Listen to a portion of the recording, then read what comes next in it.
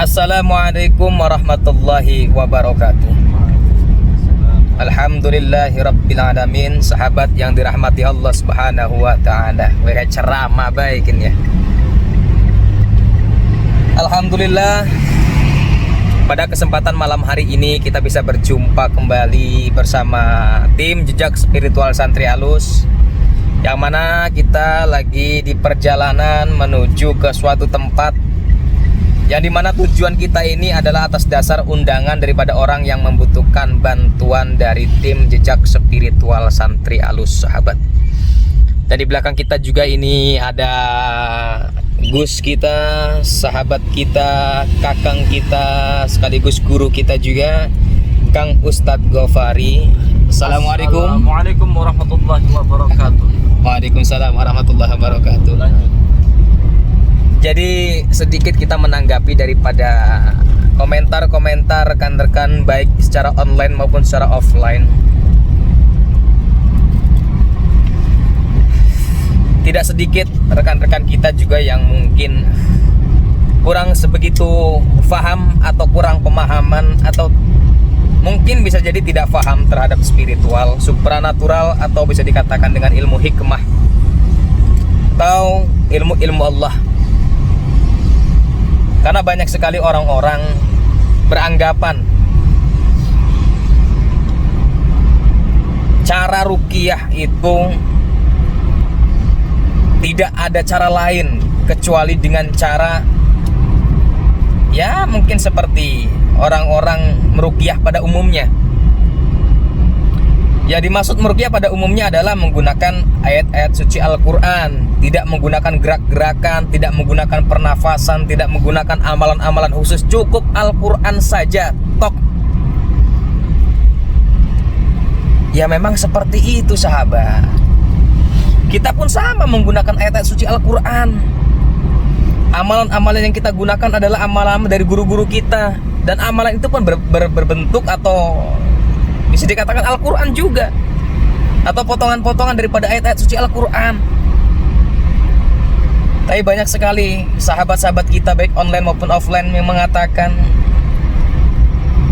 ruqyah-ruqyah semacam ini adalah ruqyah pembodohan, ruqyah pembohongan, dukun yang berkedok seperti ustadz, menggunakan peci dan sorban seolah-olah layaknya orang yang suci, layaknya orang-orang yang hebat. Apa kita salah ketika kita mengatasnamakan ilmu Allah lalu kita menggunakan peci, kita menggunakan sorban, kita menggunakan sarung? Apakah itu salah? Dan ini juga menjadi salah satu syiar kita, sahabat, bahwasanya ilmu Allah itu tidak lemah, bahwasanya ayat-ayat suci Al-Quran itu sangat-sangat dahsyat sekali.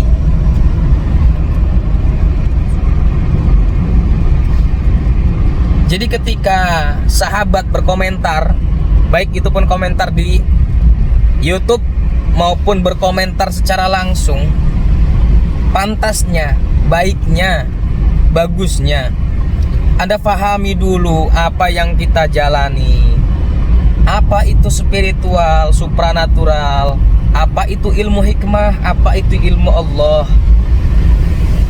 Apakah ilmu Allah itu hanya sebatas yang Anda pahami saja? Tidak, sahabat. Ilmu Allah itu sangat-sangat luas sekali. Ilmu Allah itu bukan hanya sekedar yang kalian pahami. Yang kalian pahami pun dari konten YouTube sebelah. Konten YouTube sebelah yang mungkin kurang begitu makul, kurang begitu pas dengan konten-konten kita, sehingga menganggap kita ini bisa meratakan dengan konten-konten orang-orang yang mungkin hanya sebatas mencari AdSense, mencari ketenaran, mencari viewers, followers, subscribers dan lain sebagainya. Tidak, sahabatku. Kita membuat konten ini dengan tujuan ingin membantu sahabat-sahabat kita yang membutuhkan bantuan kita, yang membutuhkan bantuan kita. Jadi apabila tidak membutuhkan, ya nggak mungkin dong kita harus mencari orang sakit lalu kita datangin orang sakit terus kita obatin dengan seenaknya kita. Enggak, sahabat, kita juga ada tata keramanya. Dan di situ juga ada peraturan secara hukum keilmuan kita. Maksudnya dalam hukum ya perjalanan spiritual seperti ini kan ada hukum dan aturan. Tidak bisa kita harus menawarkan diri, tidak bisa, sahabat. Di situ tidak masuk. Makanya di konten-konten kita tidak memasukkan untuk konsultasi lebih lanjut silakan hubungi fulan dan fulan atau hubungi Ustadz Gofari. Tidak. Di konten kita tidak tertera demikian. Paling kalau ada itu di komentar-komentar. Karena kita pasang di komentar-komentar, tidak kita pasang di videonya langsung, tidak, sahabat. Dan ada juga yang di offline ya, di luar daripada konten yang mungkin kurang begitu memahami tentang spiritual, menganggap hal ini adalah hal yang bodoh. Jadi pada intinya seperti ini, sahabat. Tolong untuk para sahabat semua, jangan pernah kita menghakimi sesuatu hal yang belum kita pahami. Di situ kan ada aturan. Kita harus tanyakan dulu, harus tabayun dulu. Benar atau baiknya orang itu kita lihat dulu. Bila perlu kita mainlah ke pondok pesantrennya. Kita pengen tahu seperti apa kegiatan di sana. Kan enak kalau seperti itu kan ya. Jadi tidak main ceplok batok ngomong asal, bay. Ya kalau Anda tidak suka kan tinggal Anda skip konten ini. Kalau Anda tidak suka kan ya tinggal dibuang jauh-jauh, dibuang HP ini tak perlu mah. Banting tak cecer ke HP ini kun ya. Jadi ya memang ya sebenarnya kita harus siap ketika konten-konten kita di-upload di dalam YouTube, di media sosial yang jelas. Itu pasti banyak sekali pro dan kontra. Sebenarnya tidak masalah dan itu boleh-boleh saja. Dan silahkan saja untuk berkomentar. Tapi ketika komentar-komentar yang negatif itu didiamkan, maka lama-kelamaan dia akan merasa paling benar sendiri, paling hebat sendiri. Seolah-olah keilmuan dia lebih hebat, lebih mantap. Akhirnya nanti dia akan merajalela, menghakimi orang-orang yang mungkin tidak seburuk apa yang sudah pernah dia lihat. Akhirnya terkena imbasnya semua, ya. Mungkin orang itu benar, tapi berhubung punya masa lalu yang kelam, pernah tertipu, akhirnya menganggap semua dipukul rata penipu.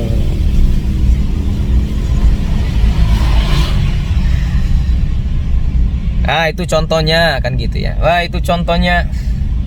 Ada ustadz itu praktisi spiritual juga itu yang ketangkep sama polisi ini dan itu. Ya mungkin dia punya kasus yang beda. Dia meresahkan mungkin.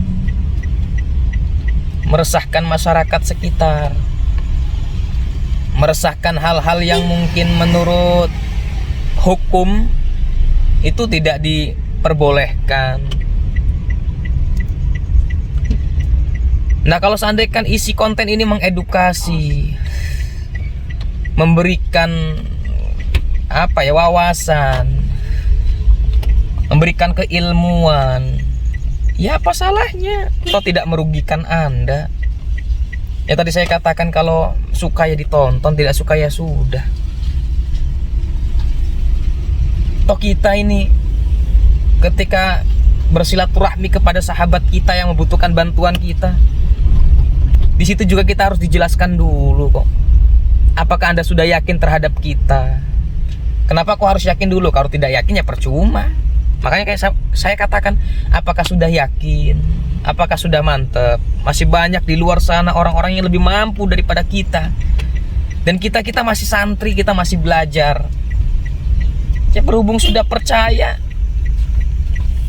ya Masa kita begitu saja tidak membantu, kan salah juga. Jadi buat para sahabat-sahabat semuanya, mudah-mudahan di dalam konten ini kita mendapatkan wawasan yang luas, sehingga kita tidak sembarangan menghakimi konten-konten orang dengan pemikiran-pemikiran kita yang mungkin kurang begitu luas. Dan di belakang kita juga ada Kang Ustadz Gofari, mungkin akan sedikit memberikan masukan-masukan kepada sahabat-sahabat semua, supaya sahabat-sahabat bisa lebih memahami lagi apa artinya tentang seperti ini, ruqyah spiritual supranatural, ruqyah dengan wewangian dan lain sebagainya, biar ada faham, biar ada mengerti. Mungkin Kang Ustadz? Baik sahabat ya, hanya sebentar saja. Jadi Kang Haris sudah panjang lebar terkait tentang penilaian pemikiran para sahabat terhadap kami, tim jejak spiritual Santri Alus. Insya Allah kami tidak merasa terbebani, atau kami tidak merasa ranekan ya, dirugikan ya sahabat. Jadi intinya kita semua di sini nafsi ya, terus dewek pribadi masing-masing saja. Karena di sini sering saya ngomong ya. Karena pada zaman sekarang itu kebanyakan itu mukhalaf ya. Dan mukhalaf itu yang ada itu saling berbeda pendapat. Dan berbeda pendapatnya adalah bukan saling menerima legowo, menerima pendapat orang lain. Namun mukhalaf ini membenarkan pendapatnya masing-masing, saling membenarkan. Pada akhirnya timbulnya adalah kebencian, sehingga kebencian itu timbulnya malah ya semeraut, acak-acakan, saling menghujat, saling menyalahkan. Tapi kalau pada zaman dahulu, pada zaman ulama itu adanya ikhtilaf ya. Dan ikhtilaf itu nanti timbulnya malah rahmat, saling menghargai pendapat. Tapi ketika mukhalaf itu nanti timbulnya malah laknat, kebencian. Tapi namun ketika ikhtilaf menghargai pendapat satu sama lain, timbulnya rahmat, kasih sayang. Jadi mungkin itu saja ya. Jadi mudah-mudahan kita semua tidak sampai untuk mukhalaf ya, saling membenarkan pendapat sendiri, tidak menghargai pendapat orang lain. Intinya seperti itu. Jadi hidup di dunia ini bukan sendiri sahabat ya. Jika toh memang hidup di dunia ini sendiri, ya mungkin sahabat mungkin mendahului nenek moyang kita ya, Nabiullah Adam alaihi salam ya. Jadi memang ya Nabi Adam itu awal mula hidup sendiri ya, belum ketemu dengan istrinya ya, baru mau pendapat sendiri pun nggak masalah. Tapi kalau sekarang ini kan waduh, sudah banyak sekali ya sosial, kehidupan sosial itu ya harus dipegang kuat-kuat ya. Jangan sampai kita hidup sendiri nanti ketika mati malah ngubur sendiri ya, atau malah pakai baju sendiri, mandi sendiri. Nanti ya kalau atau memang sudah bisa seperti itu ya silakan sendiri saja.